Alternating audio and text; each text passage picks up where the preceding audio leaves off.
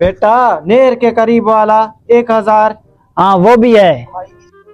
माशाल्लाह, आप लोगों का तो बहुत अच्छा सेटअप है। अल्हम्दुलिल्लाह, कभी गुरूर नहीं किया है। गुरूर बनता भी नहीं है। इनसे चाय का तो पूछो। हाँ छोटे इधर आ, मेहमानों के लिए जाके चाय बना के ला। सोना ही खत्म हो गया है। चाय के साथ सोने का क्या ताल्लुक है? हम चाय में चीनी की जगह पर सोना डालते हैं, इसीलिए हमारे अब्बू का चेहरा भी सुनहरा सुनहरा है।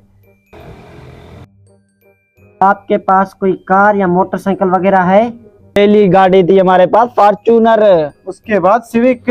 हाँ दूसरी थी सिविक, उसके बाद थी V8। वाह जी।